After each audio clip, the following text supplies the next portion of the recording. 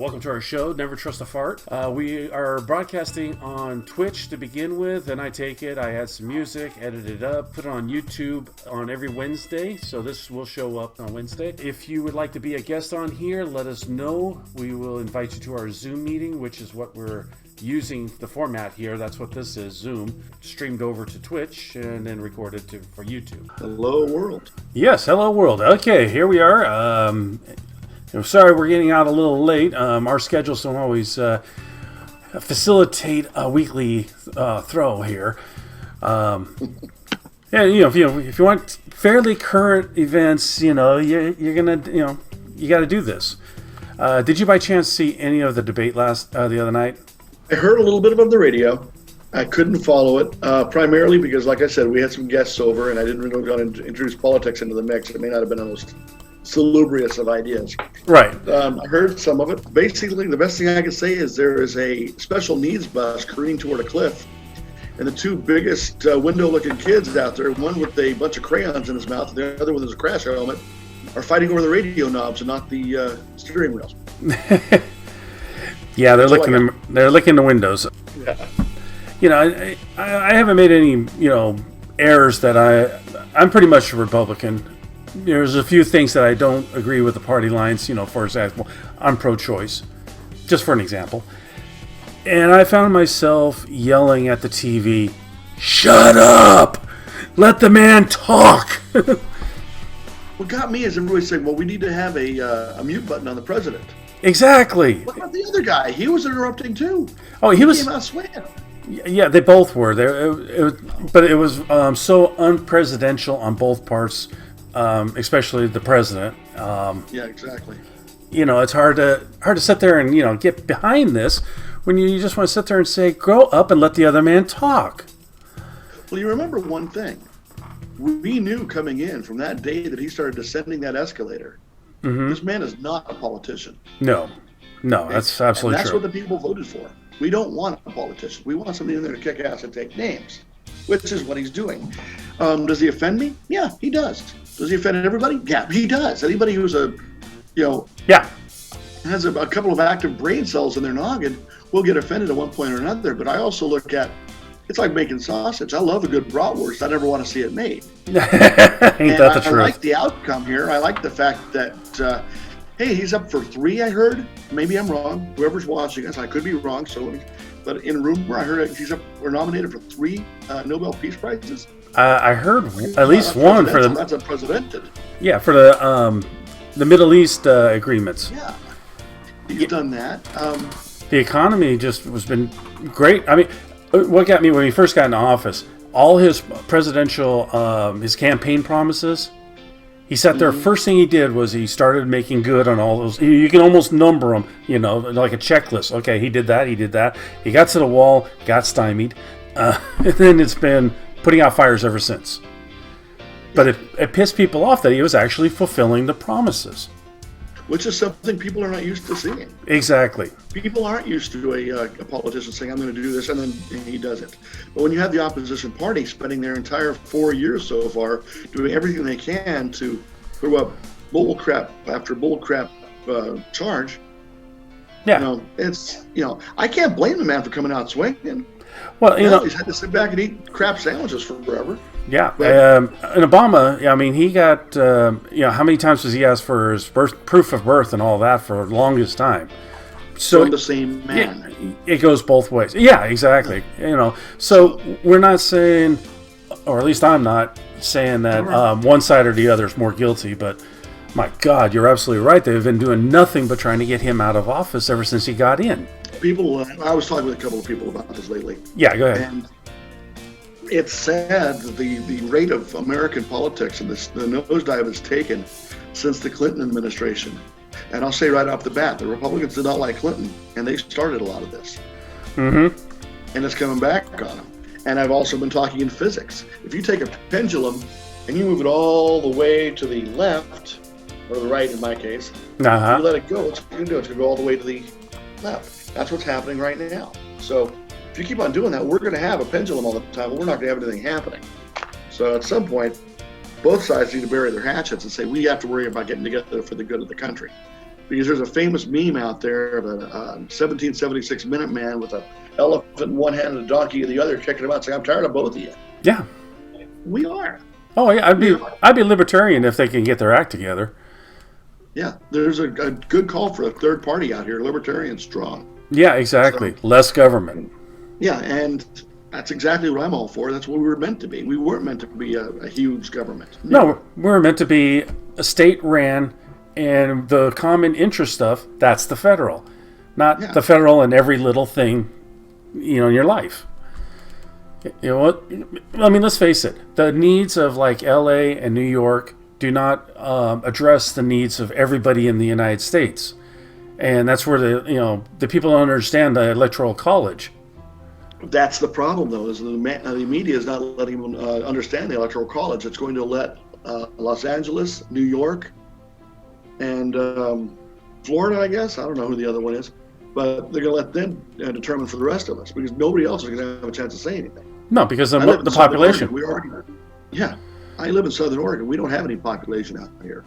We have very small representation. The problem we're having out here is our governor is only pandering to her two favorite cities and counties. Mm-hmm. The one in the northwest corner. Yeah. And people out here hate her for it. When we get money from the COVID thing, she said, no, it's not going to go to the smaller counties. It's got to go to counties with at least 500,000 people. We need it too. Yeah. I mean, and you don't even need that much. Yeah. I mean, a lot of people, they sit there and say, oh, we got to get rid of the Electoral College, the popular vote. And it's like, you do that, then LA and New York's going to dictate their whole country. And I've looked at LA and I've looked at New York, and there's nothing in either of those two places that in any remote way intrigues me. Yeah. I can't stand LA. I've been to New York. New York's pretty. Jersey sucks. But, never been there. I do want to see it. It's a nice place. It was nice. I got to admit that I went into New York with a very bad preconception. Mm-hmm. And somebody said, if you're going to go to New York, you've got to be prepared to get mugged. So I went in with a fake wallet and fake not fake $40. Sorry, Mr. Treasury guy, I'm not faking any money. An expendable $40. Yeah. And I was getting ready to get mugged every time I turned around the corner. And you know what? Those people just want to live their life the way you do. And it's anywhere you go. If you keep your head on a swivel and pay attention to what we call situational awareness, mm-hmm. You can get mugged in Tallahassee, you can get mugged in New York, you can get mugged in BFE. Oh, of all the places I've been to, the most aggressive homeless people was Memphis that I've seen so far. Of all places. I've been through Memphis. I don't recall dealing with too many homeless people there, but I was also driving through at about 75 miles an hour. No, we were walking around. We actually went to Beale Street, a couple places, had something to drink and eat. And they're just very aggressive, that's all. Do you remember the time that you, myself, and a significant young lady in my life were doing the Beta Breakers run in San Francisco? Yeah, we were just talking about that last night. And that one guy picked up the bottle, and he's going to show off how tough he was. He broke the bottle, homeless guy, split his hand wide open, cussing us all out, was walking away. Totally don't remember that. We were walking back from the coast, uh-huh. And we were tired. We spent the whole day for a walk and all that stuff, and blah, blah, blah. And this homeless guy started getting really, really abrasive toward a woman in front of us. So you and I were getting ready to ruffle up and possibly defend. And somebody else challenged him, so he broke a whiskey bottle in his hand, and when it broke, it doesn't break like Hollywood shows it breaking. No. Where just the end comes out and you get a jagged, good stabbing. Yeah. No. It shatters in your hand, and if you have a good grip, you're going to slice your hand. And he did that. So if you got a good sugar bottle. Well. Oh, yeah. Well, unfortunately, I don't find those with Manischewitz in them. Exactly. But, anyway. That was an experience. I've seen some pretty aggressive homelessness everywhere, but I don't want to go to the homeless thing. It's that's not an easy fix, and it's out of my pay grade. Yeah. Well, now that we're doing this little show, it is our pay grade. We can talk about it. Exactly. We are armchair lawyers and judges and all that fun stuff. We can say what we want. Monday morning quarterbacks. Yeah, Monday morning quarterback. There you go. This is our disclaimer, We had a person come on last week to challenge us, and I appreciated that. He was able to bring a couple of points, and we can kind of move the opinion around that. So if you want to say something, please come on board. We'd love to hear from you. Yep. If you want to put something on the chat, for those of you who are watching this on YouTube, we are streaming on Twitch. It is under, I believe, Jinx12, Jinx_12. Yeah, it is. And so if you want to find us on here, you can always just follow. It doesn't cost anything. And that way when we're on, it'll send a notice out so you know when we're streaming. And you can put your 2 cents in on the chat here on Twitch, and then I'll relay it to Bob. Bob is not your most technologically advanced person in the world, so he just relies on this guy for everything. Yeah. Actually, it's a little side point. We've been best friends for over 30 years, and we're 2,000 miles apart right now. So a lot of our conversations are going to get back to the old days and all that stuff. But I just think it's funny as I'm looking at Jenks here. He's looking over here at this and looking over there and this and it makes me think, not seeing his house now, he's sitting in Darth Vader's bathroom and there's like monitors all around him and all that. So I'm really impressed with what I'm seeing as I'm looking into a laptop and I've got my phone over here down here playing some music for me. But there's your technology versus technology. Yeah, you can sit there. Lost, Doug. No. Lost, Jenks. There. See, that's. What was that? Oh, hold on. What I did is I took my camera. Let me get rid of the background here real quick. Oh, I gotta be over here. Where's my background? Where's my background? Ladies and gentlemen, we are experiencing technology as we go. Well, we were. So there's 2 of me now. Or 1.5 of me. Oh, there it is. So stick around. I'm learning something here too. I have no idea what he's coming up with. Well, I haven't changed the background in a while, so I can't remember where it's at. So, where is it? This is a pure trust thing. I have a strange feeling if you're able to cut and paste me, I might be doing a couple of rude things that I didn't know I was going to do later on. That's like a Monty Python skit, dude. Hey, you know, I'm online. You know, wherever you have Monty Python and God comes down to talk and he's just shape coming out and the mouth moving. Yeah, don't worry about it. Yeah. Yeah. Okay, I'm having fun now. Okay, I'm getting seasick here. We might see Bob decide to start feeding the fish. All right. So, this is my setup here. I finally found the button. See, and I got a separate, view and outdoors. So, anyways, yeah, this is the Darth Vader desk here. And all my little toys and what have you to play with, while I'm on here. Go back in time here. It's actually Jenks that taught me about the internet, and we were working together. And I know he was playing on computers all the time. And he says, "I got this cool thing," and that's kind of how we got, not together. We were together well before this, but that's what my intro to internet world was. So there you are. You're back. I'm back. Okay. And I got COVID-19 behind me again. For those of you, I have 1899 Japanese. That's impressive. So. Yeah, that's actually an actual electron microscope picture of COVID-19 on silk. The red is silk, the yellow is COVID. So those of you who weren't with us 2 weeks ago when I explained all that. I had to remember again that was silk. Silk. I'm just curious about what is the parchment that it's on? Okay, obviously it's silk. Is it a face mask? Is it somebody's dress? Is it? I wasn't there when he did it. I'm just curious about what would influence somebody to do a picture on silk. It's interesting. It looks kind of like it's in that really sour licorice stuff that I get. Or maybe I have to look into it, but maybe it was cotton. It might be from a swab. Possibly. I really don't remember. I saw it on a video. I took a snapshot of the picture, so I know the yellow is COVID. I enjoy the vibrant colors of it. I like the way the electron microscopes work. Yeah. Oh, yeah. Oh, they had a couple insects and stuff that would just scare the heebie-jeebies out of you. You know what I mean? Oh yeah. When I was a kid, one of the best things my parents ever bought me was a microscope set, and from that point on, I wanted an electron microscope. They were never going to buy that for me for some reason. I don't know. Exactly. I'd probably be a world-famous brain surgeon right now instead of the chef if I had an electron microscope. Thanks, Mom, Dad. You really screwed me over on that one. Every time I think of your mom and dad, I think of, A, the lunch meetings with your dad, and B, you putting that tennis racket through the wall. In the wall, of the old house before you renovated. Yeah. So. Yeah, it was quite the experience.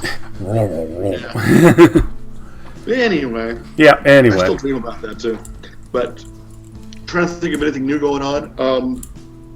We talked about the debate, or if you want to call it that. I read a post.